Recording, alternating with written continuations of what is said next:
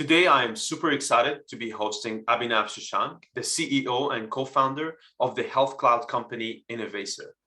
I met Abhinav back in 2019 and was inspired by the vision of what he wants to build. A company that seamlessly integrates all the different data silos within a healthcare ecosystem to finally unlock the true potential of building intelligent applications that help increase the efficiency of our healthcare system and directly improve patient outcomes. In short 5 years, Innovaccer was able to build a cloud-native data layer that integrates various data sources and build a big array of applications on top of that to better serve the healthcare community. We first invested in Innovaccer Series C, scaled our investment in the Series D, and today we are leading the Series E financing, where we raise $150 million to enable the company to fuel the growth and truly position itself as a healthcare provider of the future. Abhinav, thank you so much for joining us today. Thanks, Alaa, for having us here. Maybe before we kick off, it would be good to talk about your background, your journey, and how did you get to where you are today? Yeah, absolutely. So I was born in India to parents who have dedicated their entire lives to public service in general. And as we sort of grew up as a family, there was massive intent on doing something that was for the social good in general. And then I went to IIT, which is one of the top schools in India, and met Kanav, and that met Sandy, who were my co-founders. And there was this innate desire to build software as a force for social good in general. And as we started to sort of think about ideas, how do you sort of think about change that's happening across the world in general, data was becoming this huge transformational agent per se. And as we sort of looked at themes that we wanted to sort of pursue, we started working with various organizations to see, can we build something that can truly create value for organizations in general. So that's, I think, where the initial bug of entrepreneurship and bringing that as a force of social good and three people sort of coming together just came to be, and that's how we started the company in general. That's helpful. That's helpful. Maybe you should take us a little bit closer to Innovaccer. You talked about data, but now in reality you are data in a very specialized vertical, which is healthcare. How was that journey, and how did you start it to be data broad, and then how did you end with a data specific for healthcare? Yep. So I think when we started off the company, it was Harvard and Wharton wanting to do a research project.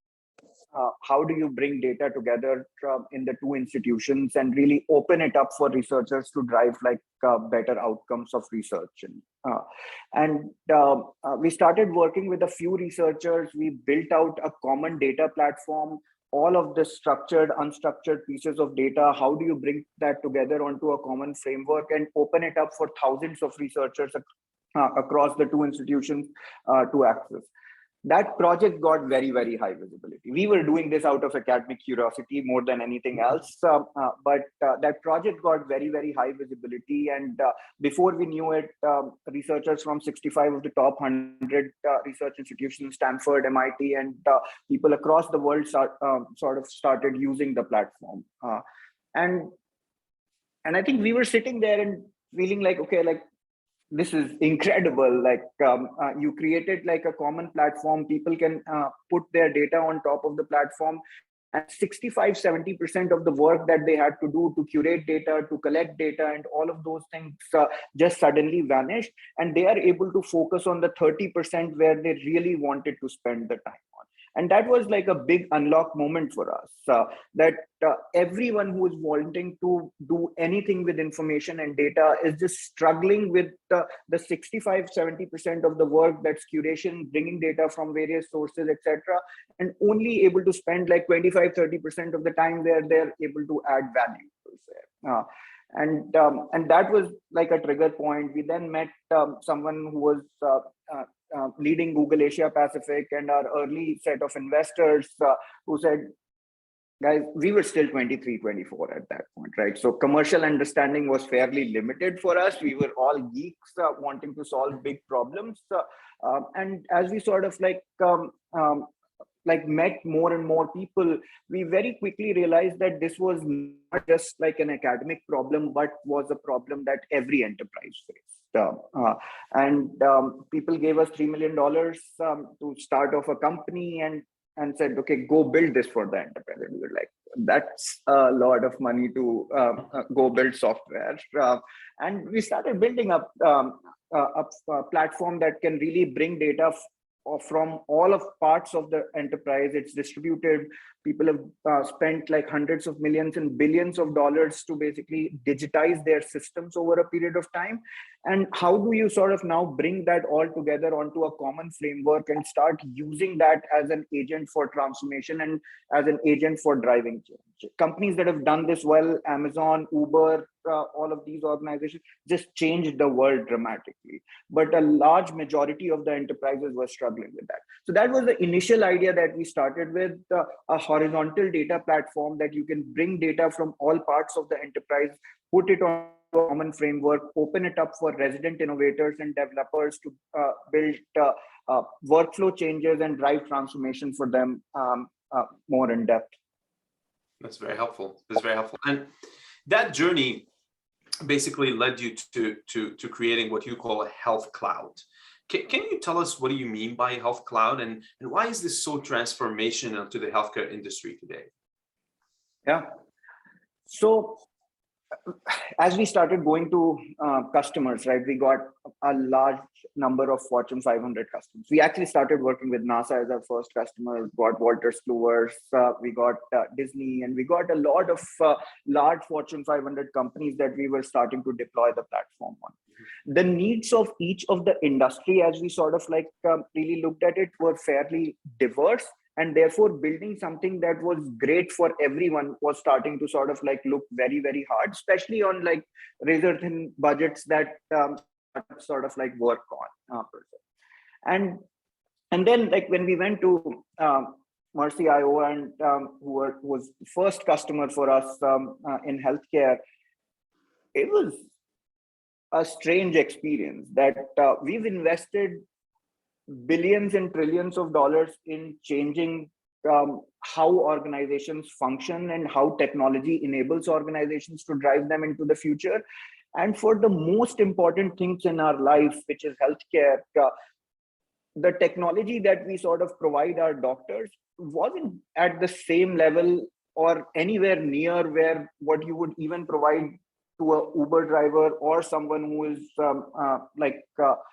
driving. And it was just strange. And I think that hit us quite a bit. And we had ramped up to $5 million of ARR at that point with a wide horizontal view in general. And we shut all that down. And we said, we are going to focus on healthcare, given the size and enormity of the problem is just so large. And the social impact that it can create is just incredibly large. And so we pivoted the entire company. We said, how do you bring all of this data that's been stored? Organizations have spent billions of dollars in digitizing themselves. All of this data that they have kind of stored, how do you bring that together? And how do you improve patient outcomes? How do you improve quality of care? How do you improve patient experience and build a full cloud stack for them to innovate much, much faster and drive what the future of healthcare would sort of look like? Very clear, sir. And I know that you're growing your customer base by the month. And if I look where we started, where we are, we have north of 40 customers today on the cloud that are trying to benefit from the different healthcare data systems and the data applications that you built. Maybe you can tell us a little bit about some examples where big customers, big healthcare systems on your platform are benefiting from this idea of integrating the data and bringing it to be cloud native. Yep. There is so much happening on top of the platform. It's 50 customers now. So I think we added 10 over the last 4 weeks or so. So it's been like incredible to see the kind of adoption that we are seeing on the platform. It was hard for people to initially think about how do I use a broad-based platform, and how do I sort of put that into care delivery models in general. So the first thing that we picked up was this big transformation that's happening in the healthcare ecosystem, that we are going to look at continuity of care for the patient and not a patient interaction as a transaction, right? Like when you go to a doctor today, it's generally you go there, write it up who you are, and that's the transaction that everyone is basically thinking about. But it's changing quite dramatically. Now, healthcare in itself is transforming into a longitudinal, long-term care model where someone is responsible for taking care of your health over a period of time. So that was a big transformation that was happening, and organizations really needed to understand who you are as a patient. So our first customers, our first few set of customers, really the first thing that they were able to do was to bring all of this data around the patient from your primary care side, from your inpatient visits, from your lab systems, from what the insurance company had, and really create this view of who you are as a patient. What is your medical history look like? And what is the kind of medications that you've taken, because clinical decisions and medical decisions downstream would be impacted dramatically if you really knew the history of the patient. And today, the way we tell our history to a doctor is we take that piece of paper and write it up. There is no way like we remember all of the things that happened to us. So I think there is a fundamental change that's required, that rather than thinking of the patient-doctor interaction as a transaction, if we can look at the healthcare provider and the patient relationship as a continuity and continuum, health outcomes are going to change dramatically. Cost of care is going to come down. Quality of care is going to go up. All of those things that we have always wanted are going to happen. So that was the first thing that we've sort of like solved, and we've been able to provide massive value to. Now we have like 20 million plus patient records that are being integrated on top of the platform. We are, last year, all of our customers combined bent the cost curve by $600 million, which means that they spent $600 million less to deliver 7% better quality outcomes as defined by Medicare. So you can bring down the cost, you can increase the quality of care, and all of those things can happen in parallel if you let information sort of like flow. So I think that is like the core belief that we started with, that if we created an internet-like structure, if we created something where information is provided to people at the point of care at the right time, it can dramatically change how we practice healthcare. And that's starting to happen in big ways. And now enterprises are taking up all kind of disease areas, all kind of operational models, and really trying to transform a lot of that on top of the platform as well. So we're seeing a lot of that now starting to happen. And we've been very lucky to have partners who've been, and customers and partners who've basically been like innovating at like crazy space on top of the platform right now, and we can never be more thankful to them. That's clear. That's clear. The impact is definitely very, very apparent with the numbers that you shared. The question becomes like, a lot of people have tried to leverage healthcare data for decades, right? I mean, ever since really EHR EMR was adopted, but they failed to do so. Is there a catalyst that is driving for that accelerated pace of customer adoption, whether on the regulatory front or whether on maybe the product front, or maybe on the ecosystem front, where COVID now put a lot of pressure on some healthcare systems to be more efficient? So can you share your insight of like what is driving this increased health cloud adoption? Yeah. So I think there are three broad themes, Alaa, that are driving this adoption. One, I think care delivery model in itself is changing, right? So from the transaction of care to the continuity of care, people call it different things. They call it population health, they call it value-based care, and all these different themes.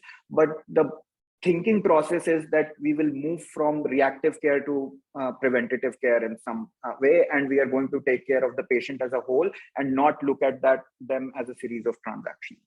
So that's the one theme that's changing. Payment model is sort of really forcing that change to happen in a big way. So that's, I think, like change number one that's catalyzing a lot of the adoption of the platform. The second change is, I think,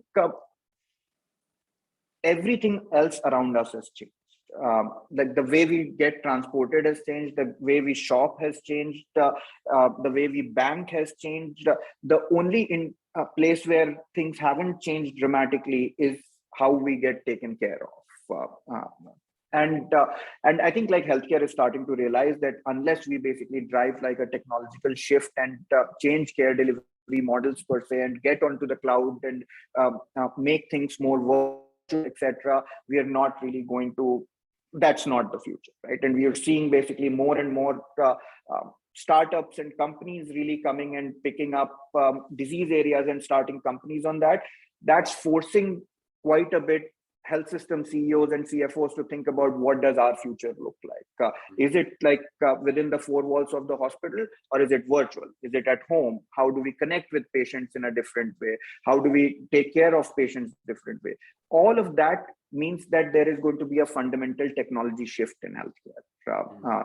And that's basically like the second theme.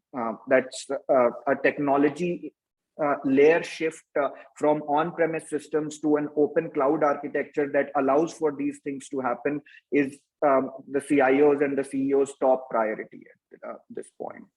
And I think the third theme is just that we all went through this harrowing experience of what COVID put in front of us. And we realized for the first time that there is this New York Times article that as much as COVID was a public health crisis, it was a data crisis too, that no one was able to really understand what's the medical history of the patient, are they going to be at high risk, and none of those systems from a public health perspective or from a healthcare delivery perspective existed. And like, thank God for our doctors, right? Like that we survived it in some way or form. But it was a fundamental view on how flawed our technology architecture from a healthcare perspective is. And it's become more and more clearer to leaders across the industry that unless we drive a shift towards a more modern infrastructure where we can understand the patient much better and we can really make things and decisions much more real time, that's not the future that we can support. And so I think those are the three themes that's driving like mass scale adoption. And we are seeing that happen like across the board and not just like any one place per se. Very clear, very clear.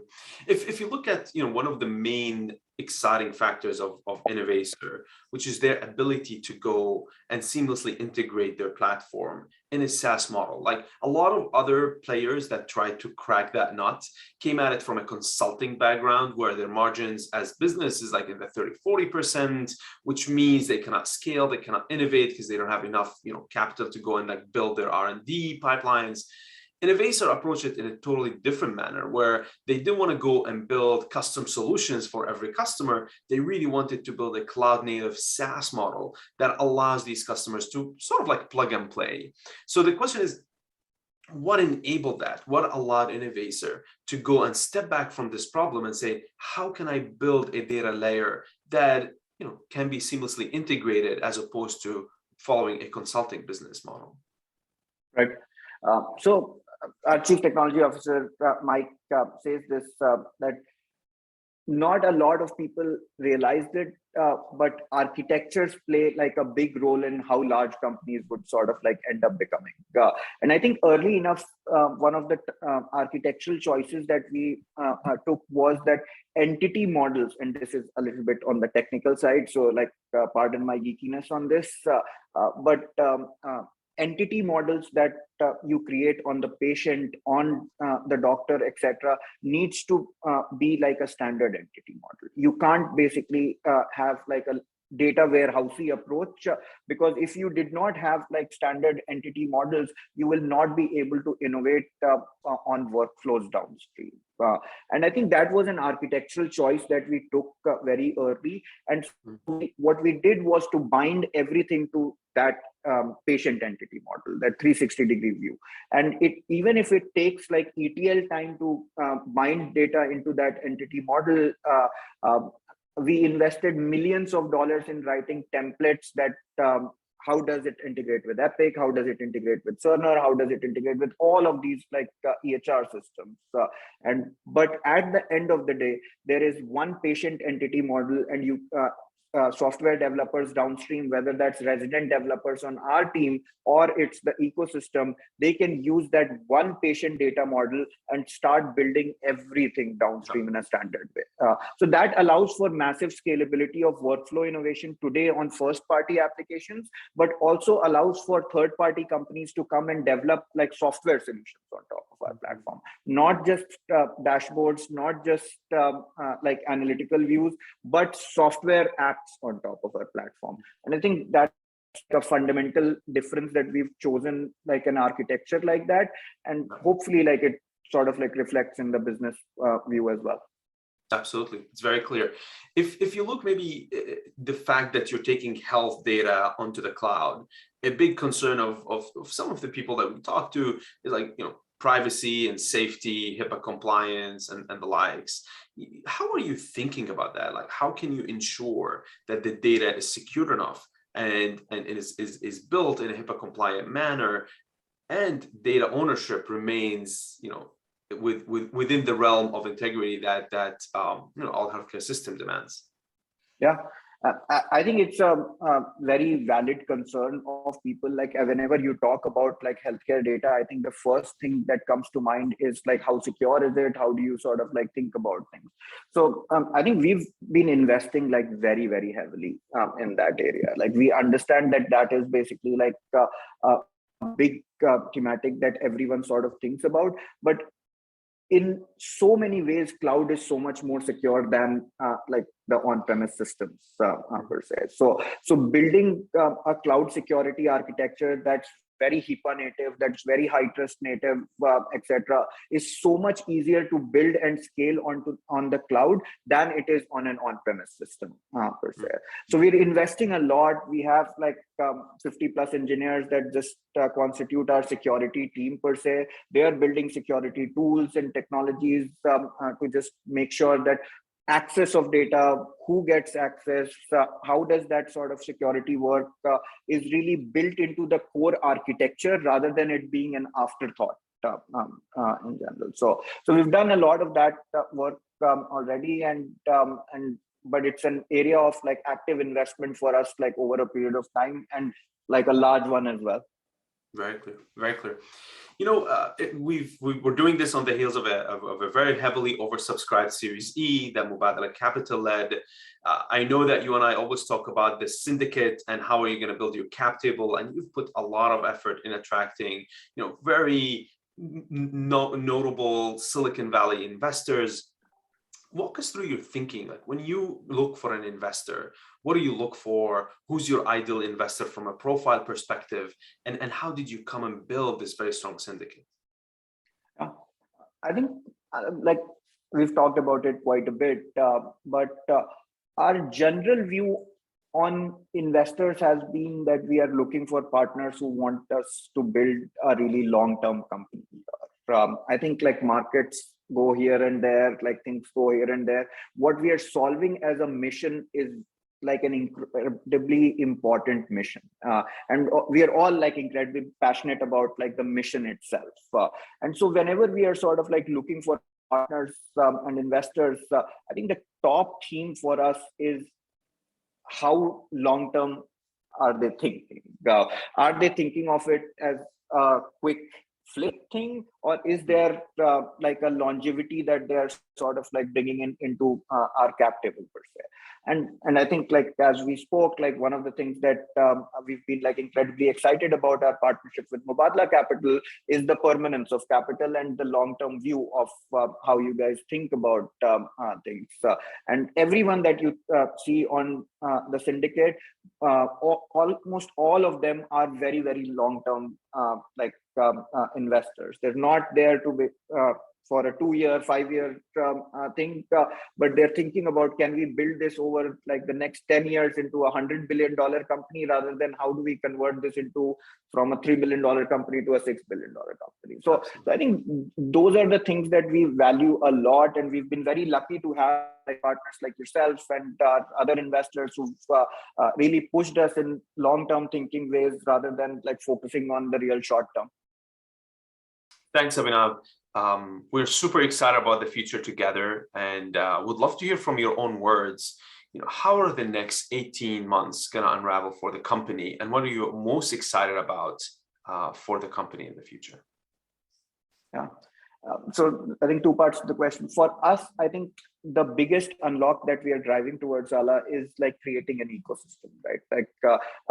Like we're working towards creating the company as the accelerator agent for innovation in the entire industry. So if our health system partners want to innovate and build digital health solutions, digital health companies, if they want to create a transformative change in the industry, we should really be the underlying platform that powers a lot of those things.